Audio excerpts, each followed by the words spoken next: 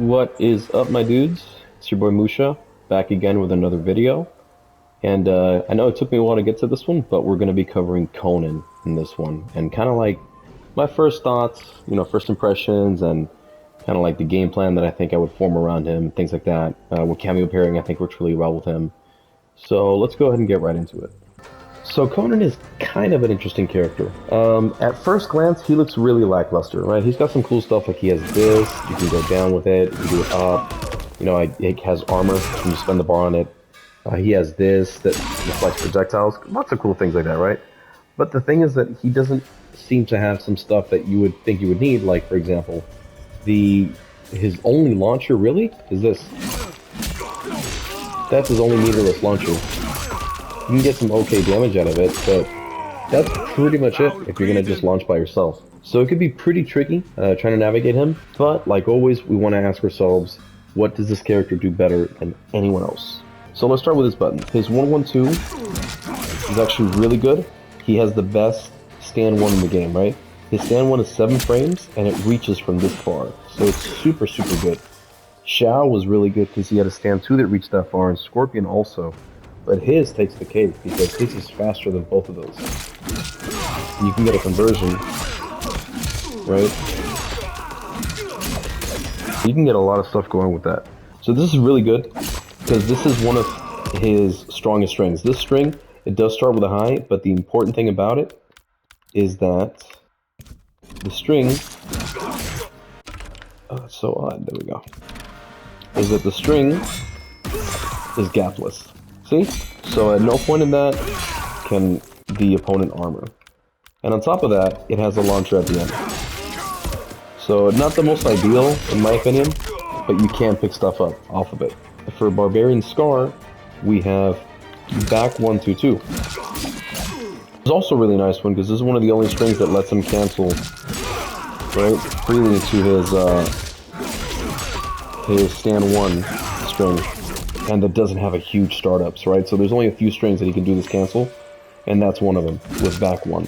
And back 122 is going to be your general go-to filler string. So he does a lot of damage when you can't land this one. See? So even then, this one does the most damage. Back 1-2. So if you're doing a combo, you might use that to fill in. Let's just say I do something like this. If I go this.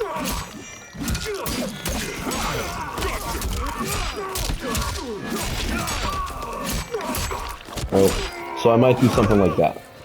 See, because this string is going to do more damage than a lot of the other ones. So that's going to be the main thing. It also is a nice advancing button. So it's an 11 frame advancing high. So it is a high, but it does go really, really far. That's one of his better buttons for the neutral. Now, the Sumerian Skewer, 2-2 into 1+3. That one's a pretty good ender, because it has a restand in it. So if you go ahead and let's just say you land something like this, you can do that, right? And end it. Personally, I would recommend stopping after the second button, 2-2, because you're at +8 and they're restood. And like you saw, if you saw my Ghostface video, being restood takes away their ability to basically armor and wake up on you. Definitely for Sumerian Skewer, unless it's going to take the cake and win the round, I wouldn't finish the string. I would just stop at 2-2. And it's also a good way to relaunch the opponent, right? So let's just say I land a combo like this, right? At that point, I was able to relaunch them thanks to restanding them there, right? So it's super, super good. And you can do the same thing here if I do this.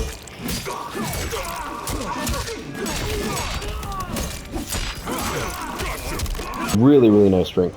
But now we have Conqueror's Heel. This is our main mid. So the full string is that. Mind you, these strings, if we go ahead and do them on block, so the stand 1 is -3, 1-1 is -5. Even the launcher is safe, right? Back 1 is safe, back 1-2, also safe. And then back 1-2-2 is also safe. So we haven't done anything unsafe so far. This string is also safe.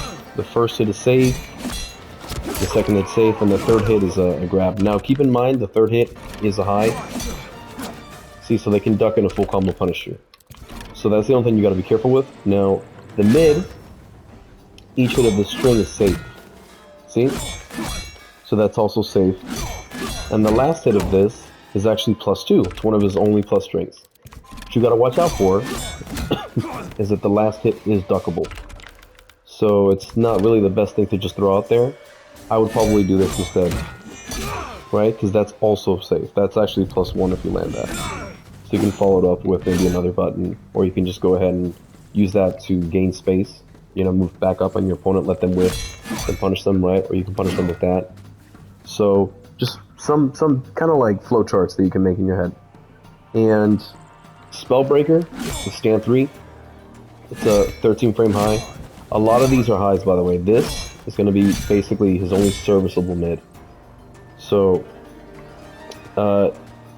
actually, before we go to Spellbreaker, let's go ahead and cover back 2, because he has some single buttons. So for back 2, that's his launcher, basically one of the charge launchers that he has. He could do that, and if he charges it all the way, it's +8, which at least locks in. It jails into a stand 1, right? You can turn that into a grab. Sorry, not dash out of it. See? So you can go ahead, you can go like this and grab. See, you have to let go of 2 though. See? So you can do that. Realistically, you're almost never going to use this in that way. You're not going to use this to go like that. I know they show that in the combat cast, but in the combat cast, sometimes I wonder if they even play the game, to be honest with you. But you're not going to use it like that. You are going to use it primarily to extend combos, your back 2. So your back 2, you could use it, for example, if I were to do this.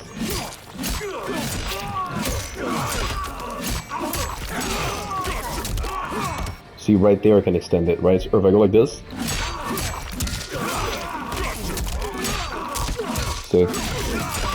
You don't have to fully charge it in order to get a launch from it that you can jump from. You have to charge it at least for 28 frames, like I just did there.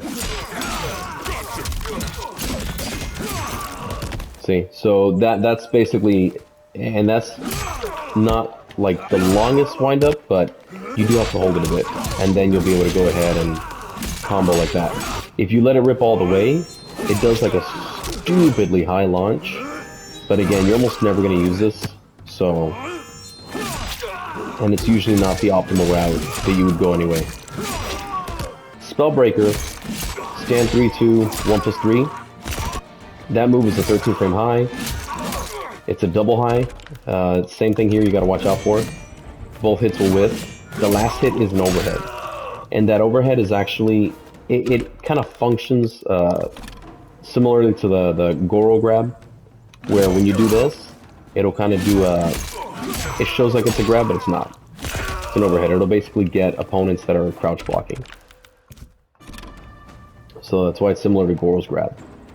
And this, mainly, you won't use this a whole lot, to be honest with you. You might use stand 3 to catch people in the middle of a juggle. Maybe if I do this, stand 3 is a decent button to throw out.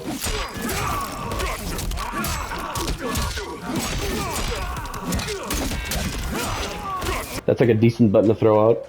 I wasn't even done with the combo, and you saw I was already doing decent damage with that extender. So, and Wild Smash, and this is finally where we get to some of his bread and butter here. So Wild Smash, it's the double high. It goes into 4-3-3-2. So this you're going to use primarily to get people to fall for that, because this is really obvious, and this overhead just kind of gives you a safe mix. Now, keep in mind, this is another one of his strings that's actually plus. So if you do this,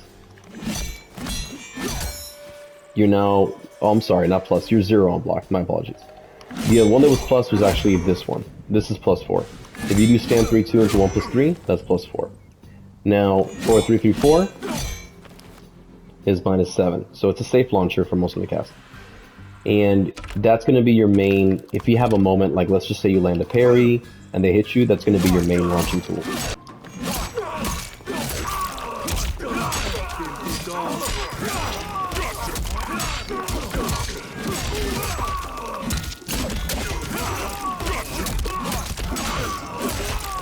See, so you can see there, you get a pretty good chunk of change from this launcher. Definitely that's the way that I would go ahead and use that. It's the route I would take. if you want to cash out maybe and you have both cameos. And finally, the Flesh is Stronger is his second kind of command grab string. So that one you have to keep in mind. It is duckable. So if they go ahead and they block, make sure they're not in reversal, they can duck that last hit. So you gotta watch out, you can't throw them out all willy-nilly. But that's basically his buttons. Alright, so moving on to his specials. He's got a couple specials. It might look like a lot, but it's not that bad. So, camo counter, his down back 1. It's a 9-frame counter. So this could be really good if you're doing something like, let's just say you're dealing with somebody who likes to, they poke a lot, right? So we're going to go ahead and set him to poke on return. So if I go like this, that could be a full combo.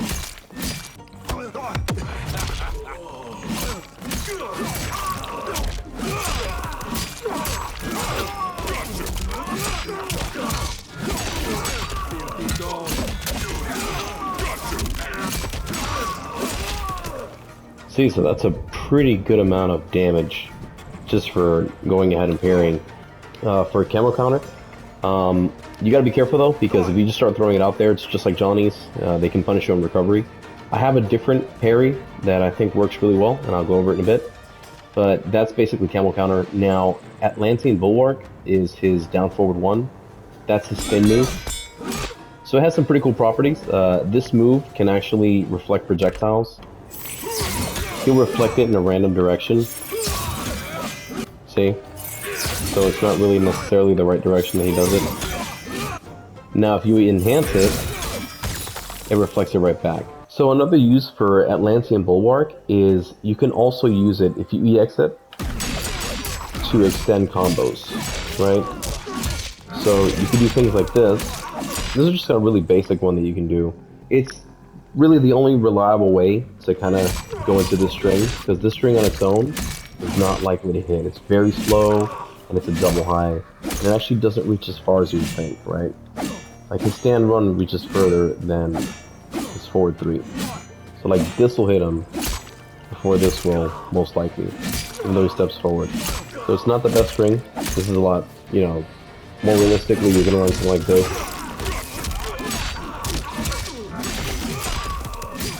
So that's a more realistic combo that you're going to land. But if you do happen to land this, you can go into forward 3-3-4. And that's a really good way to cash out, because you could do something like this.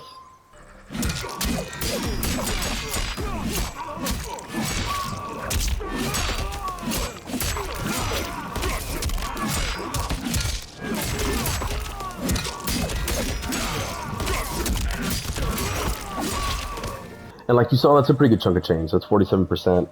It is expensive. You are burning 2 bars because you have to burn 1 bar to EX it and another bar to do a move. You can also EX it into cameo calls. So that could be useful for someone like Sub-Zero, Frost, any other cameo that extends combos, things like that.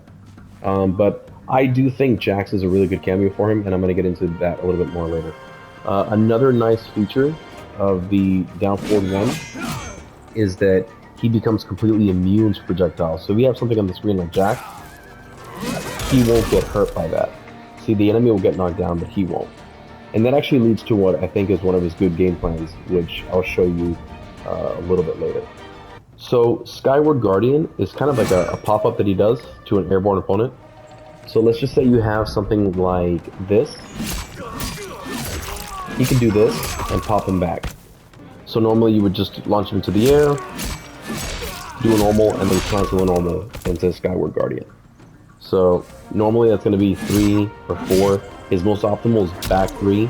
That's the most optimal normal. It is a way tighter length than the other ones though, but you can do that, and that does a little bit more damage, like usually about 2% more. We've got Sumerian Rising, which is kind of like the main launcher you're going to use with Cameo. So Conan is very Cameo dependent. You're going to do stuff like this.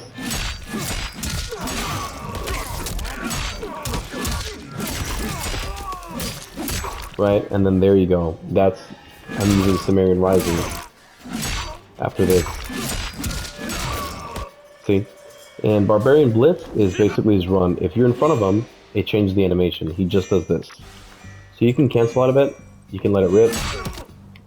It's the same thing with the run. You can cancel the run, right? You can let the run rip. You can stop short of them. You can keep going until you're in their face. See, so there's a lot of things you can do with it. Now, what is pretty cool is that if you EX it, he gains armor, and he can still cancel it. And that actually leads to one of the things that I think is one of his strengths. So let's just say that they go ahead and they're going to be doing enhanced, like they're going to try to armor, right? So I have a gap like maybe this. There's a gap in that string, my main mid. But if I go like this,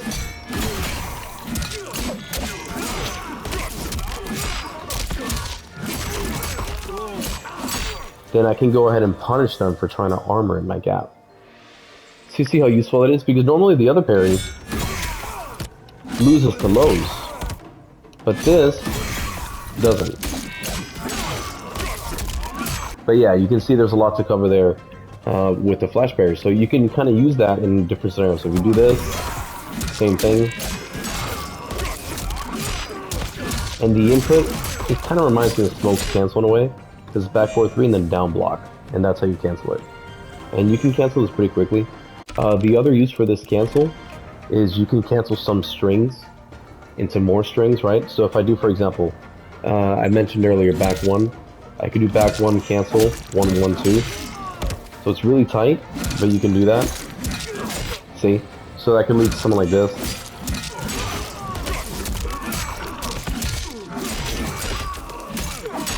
See? And that's kind of what you do there. I can also cancel, for example, stand 3. It's the same thing.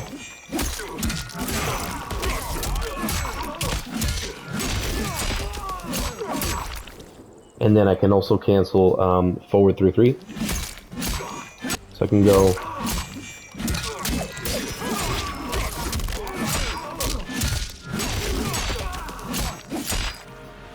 So there's a lot you can do with that. You can only cancel once per combo. So I can't go like, for example, this, and then this, and then cancel again. He won't cancel. So it's a shame, but there's that. Definitely good to use, and you can also use it to just kind of get in the neutral. If somebody's trying to zone you, and then punish them for it. So you get the idea. And then lastly, Berserker's March. Well, lastly except for civilians. Berserker's March is basically his armored wake up that you generally use. So you can also wake up with back forward 3, and then wake up with a flash parry. You could wake up with down forward 2. So these last two are kind of in their own little category. Crumb's Curse is a situational one. You have to be in Fatal Blow territory. And if you do that, then he'll go ahead and he'll put this like blood on him, and then he'll revive if he dies. If you guys ever played Jason and MKX, it's really similar to that mechanic. And this all lasts while the blood is on him. As soon as the blood goes away, he can't do anymore. Something to keep in mind is that for some reason this activates, it says 90 frames of startup, but that activates on frame 1. So if you get hit in the middle of the animation, you will revive. And then Thief's Catapult is the one everyone wanted, where you throw your cameo. So this is pretty funny. Throw the cameo, and yes, in case anyone's wondering, you can you can throw Goro. So the projectile is in mid, so they can't duck it, and actually the cameo doesn't count as a projectile. So if they're wearing Sub-Zero armor, it'll just go right through it. Okay, cool. So now we know Conan's buttons, and we know his specials, right? But how do we use Conan? What do we actually do now that we know basically his kit? So the best way to use it, I think, is you're going to use mainly your stand 1 as your poke. You can use back 1 as a good poke too. Down 3 and down 4 are excellent. Down 4 has a bit more range, so I would probably gravitate towards it. And his down 1 isn't bad either. It's not a stubby down 1. It's pretty decent. You want to try to play the neutral using those buttons. Now, if you land a hit with Conan, you're usually going to take this route.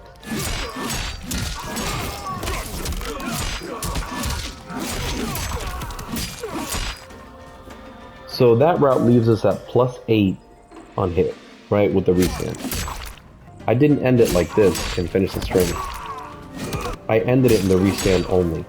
So why did I do that? Well, when we look at the hit advantage of it, it's +8, right? What does that guarantee us? That guarantees us one of two things. We could go for the mid and do forward 2-1-1. right? We could do that. We could also go for stand 1 and do 1-1-2, which is gapless. So they're both good options, and they lead into basically the loop that I found for Conan. So remember how earlier I mentioned that Conan is immune to projectiles during the spin? Well, if you have Jax, Conan can't get hit during that. This string is gapless. So even if the opponent wanted to armor us, right? They can't. And even if they wanted to get up and armor us,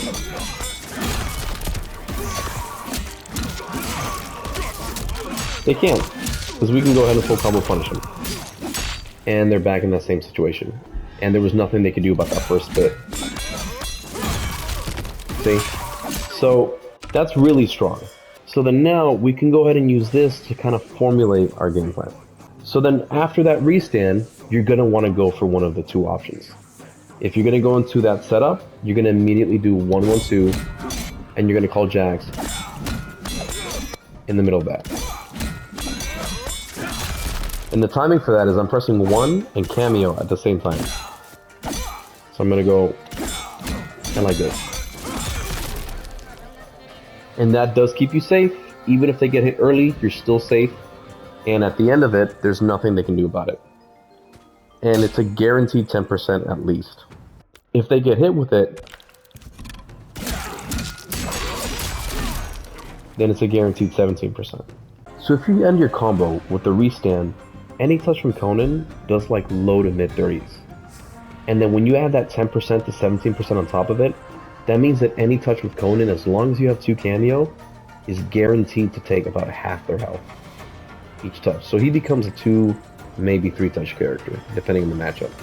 So let's go ahead and look at some of that in action. I'm going to put him to auto block, and then he's going to go ahead and try to armor. He's going to try to do everything, right? So let's see how that goes.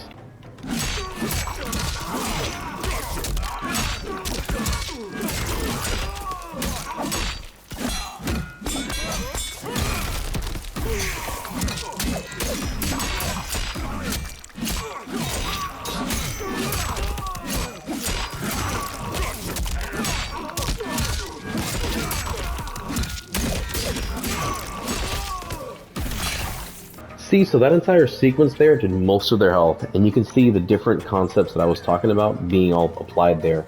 I started off by going ahead and doing the combo and launching from the end of that and catching with cameo, right?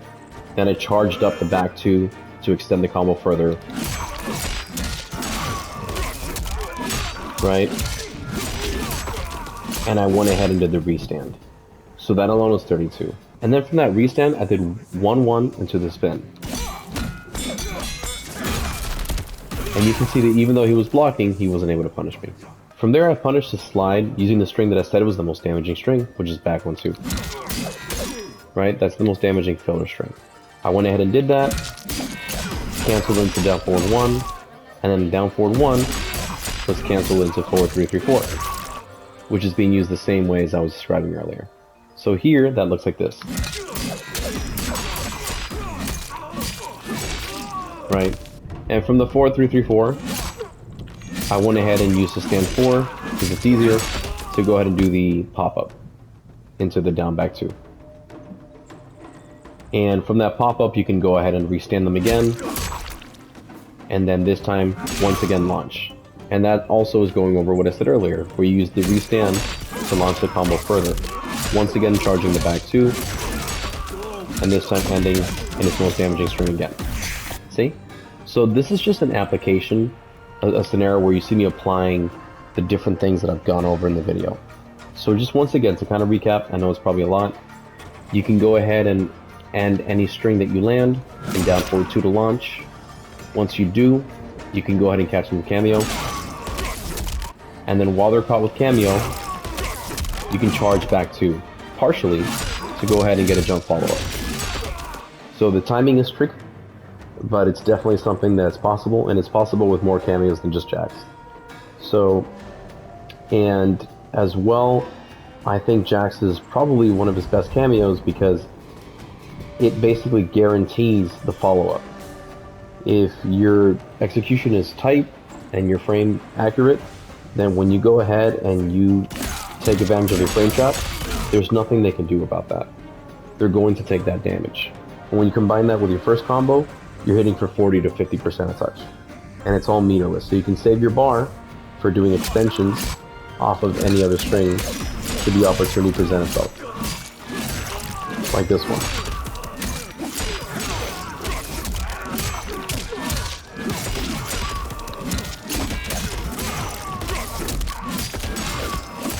And really cashing out on your damage. So there you have it, guys. I know it took a while. It took me some time to cook up in the lab, something that I thought was really worth sharing. And like you can see, he's got some strengths, he's got some weaknesses.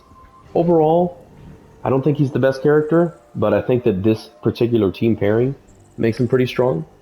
Also, I did want to mention, guys, that I have actually been working on putting together a Discord, and now it is up and running. And it's just a nice kind of community for us to get together, share ideas, train, help each other out. And I'm going to leave a link to it in the description of this video. So if you guys have Discord and you want to find friends to go ahead and play with, or just a spot where maybe you can get advice, we're totally down and welcoming more and more people in the Discord. So hopefully you guys have found this video helpful. If you did, please make sure to like, share, comment, subscribe, and as always, be easy, guys.